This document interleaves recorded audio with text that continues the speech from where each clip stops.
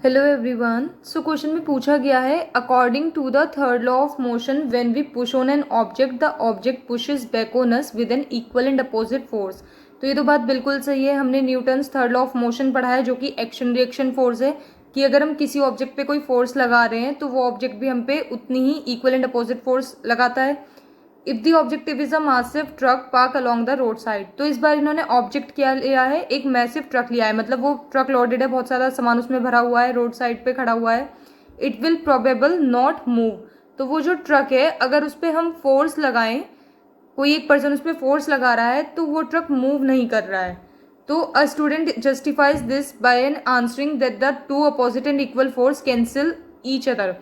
तो एक स्टूडेंट्स ने इसको जस्टिफाई करते हुए कहा है कि दो इक्वल एंड अपोजिट फोर्स लगी हुई है, मतलब इस पर्सन ने भी लगाई हुई है और ट्रक भी उस पर उल्टी फोर्स लगा रहा है, तो इस वजह से जो ये फोर्स है ये कैंसिल हो गई है। Comment on this logic and explain why the truck does not move. तो हमें बताना है कि ये जो स्टूडेंट ने जस्टिफाई किया है ये सही है या नहीं, और उसके बाद एक्सप्लेन करना है कि ट्रक मूव क्यों नहीं हुआ। तो बच्चे ने यहाँ पे रीज़न क्या दिया था, जस्टिफाई क्या किया था कि दो इक्वल एंड अपोजिट फोर्स है इसलिए ये कैंसिल हो जाती हैं आपस में। तो मान लीजिए ये कोई बॉल है, तो इस बॉल को हम मूव कराना चाह रहे हैं तो इस पर फोर्स लगाएंगे, लेकिन इक्वल एंड अपोजिट फोर्स भी लगती है हम पे, तो ये बॉल भी हमारे ऊपर फोर्स लगाएगी एक, तो ये आपस में क्या हो जाएंगी, कैंसिल। तो इस हिसाब से तो ये बॉल कभी मूव ही नहीं करेगी क्योंकि फोर्स ने तो आपस में कैंसिल आउट कर दिया है। तो ऐसे तो कोई भी ऑब्जेक्ट मूव नहीं करेगा। इसका मतलब जो बच्चे ने जस्टिफिकेशन दिया है कि equal and opposite forces cancel each other, वो बिल्कुल गलत है, क्योंकि अगर कैंसिल हो जाएंगी तो कुछ भी चीज़ मूव नहीं करेंगी। इसका मतलब जो ये ट्रक वाला इन्होंने एग्जाम्पल दिया है इसमें कोई और फोर्स है जो इस ट्रक को रोके हुए है, मतलब जिसकी वजह से ये मूव नहीं कर पा रहा है। अब समझते हैं कि फोर्सेस कैंसिल आउट कब करती हैं। मान लीजिए हमारे पास ये स्केल है, हम इस स्केल पे दोनों तरफ से फोर्स लगा रहे हैं, मतलब इधर से भी कोई पर्सन 5 न्यूटन फोर्स से अपनी तरफ खींच रहा है और इधर भी कोई पर्सन 5 न्यूटन फोर्स से अपनी तरफ खींच रहा है। तो ये जो स्केल है ये मूव ही नहीं करेगी क्योंकि इस पे इक्वल एंड अपोजिट फोर्सेस लगी हुई हैं, तो ये कैंसिल कर देंगी एक दूसरे को। तो ये बात बिल्कुल सही है, लेकिन यहाँ पे जो ऑब्जेक्ट है वो एक ही है, मतलब एक ही ऑब्जेक्ट के ऊपर दो तरफ से फोर्स लगी हुई है जो कैंसिल आउट कर रही हैं एक दूसरे को। लेकिन जो हमें ट्रक का एग्जाम्पल दिया गया है, ये जो लोडेड ट्रक है, यहाँ पे क्या हो रहा है, ये पर्सन इसको मान लीजिए 50 न्यूटन के फोर्स से पुश करने की कोशिश कर रहा है, तो पर्सन ऐसे पुश करेगा, लेकिन जो ट्रक है वो भी इक्वल एंड अपोजिट फोर्स लगाएगा, तो वो जो ट्रक है वो जो फोर्स लगा रहा है वो इस पर्सन की हैंड्स पे लगेगी, हाथों पे लगेगी। इसका मतलब यहाँ पे जो ऑब्जेक्ट है जिन पे एक्शन रिएक्शन फोर्स लग रही है वो दो हैं, एक तो ट्रक जिस पे लग रही है और एक इस पर्सन के हाथ हैं जहाँ पे फोर्स लगी हुई है। लेकिन जो स्केल है जहाँ पे कैंसिल आउट हो गई थी फोर्स और ये मूव ही नहीं करा था, वहाँ पे क्या था, ऑब्जेक्ट एक ही था, स्केल ही ली हुई थी हमने और उस पर ही दोनों फोर्स लग रही थी। लेकिन यहाँ पे क्या है, एक ट्रक है और एक पर्सन है जिन पे एक्शन रिएक्शन फोर्स काम कर रही है, तो ये फोर्सेस कभी भी कैंसिल नहीं होती हैं। तो अगर ये कैंसिल नहीं हो रही है तो इसका मतलब यहाँ पे कोई और फोर्स है जो इस पे काम कर रही है जिसकी वजह से ये ट्रक मूव नहीं कर पा रहा है।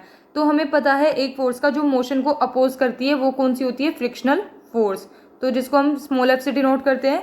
तो फ्रिक्शनल फोर्स है जो कि इस टायर, ट्रक के टायर और रोड के बीच में लगी हुई है, तो ये फ्रिक्शनल फोर्स इसके मोशन को रोके हुए है, इस वजह से ये जो ट्रक है ये मूव नहीं कर पा रहा है।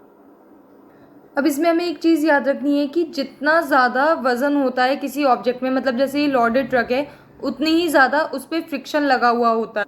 इसका मतलब इसमें दिया हुआ था कि मैसिव ट्रक है, लोडेड ट्रक है, तो ये जो फ्रिक्शन यहाँ पे लगा हुआ है वो और भी ज़्यादा है। तो मान लीजिए ये जो इस पर्सन ने फोर्स लगाई हुई है ये सिर्फ 50 न्यूटन की है, लेकिन हो सकता है कि जो फ्रिक्शनल फोर्स इस पर लगी हुई है वो और ज़्यादा न्यूटन की हो, मान लीजिए 150 न्यूटन की है, तो फोर्स कौन से ज़्यादा है, फ्रिक्शनल फोर्स है, तो इस वजह से ये जो ट्रक है ये मूव नहीं कर पा रहा है।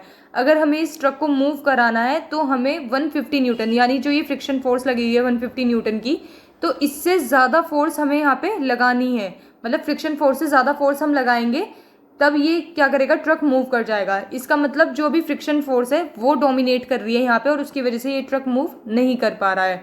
तो उस बच्चे का जो जस्टिफिकेशन था कि फोर्सेस ने कैंसिल आउट किया है, तो ऐसा नहीं है, क्योंकि फोर्स कैंसिल आउट कब करती है, जब ऑब्जेक्ट एक हो और उस पर फोर्सेस लगी हुई हैं, लेकिन यहाँ पे ट्रक पे भी लगी हुई है और उस पर्सन के हाथों पे भी लगी हुई है, तो ये जस्टिफिकेशन तो गलत है। और अगर हम इसे मूव कराना है तो हमें क्या करना होगा, जितनी फ्रिक्शन फोर्स है उससे ज़्यादा की फोर्स लगानी होगी, तब जाके ये वाली फोर्स डोमिनेट करेगी और ये ट्रक क्या करेगा, मूव करेगा। अब देखते हैं हम इसको कि आंसर को हमें लिखना कैसे है। The student's justification is incorrect since action and reaction always operate on different bodies. तो action reaction force हमेशा different bodies पे लगती है and hence cannot cancel each other. तो इस वजह से वो cancel नहीं करती है. When two equivalent forces act on the same body, they cancel each other. तो अगर same body पे, जैसे हमने स्केल का एग्जाम्पल लिया था, उस पर अगर forces लगी हैं equal and opposite, तो वो cancel out करती हैं. Different bodies पे forces cancel out नहीं होती हैं. A truck parked on the road side of the road has the heavy weight and generates greater friction. तो जितना ज़्यादा हैवी वेट था उतना ही ज़्यादा क्या होगा, फ्रिक्शन उस पर लगा हुआ होगा. And tyres and the ground then the force applied. As a result the truck will only move if a force greater than the friction force is applied to it. तो ट्रक मूव कब करेगा, जब उस पर जो force लगी हुई होगी वो फ्रिक्शन फोर्स से ज़्यादा होगी, तब जाके वो ट्रक मूव करेगा. सो ये क्वेश्चन यहाँ पे कंप्लीट होता है. Thank you for watching.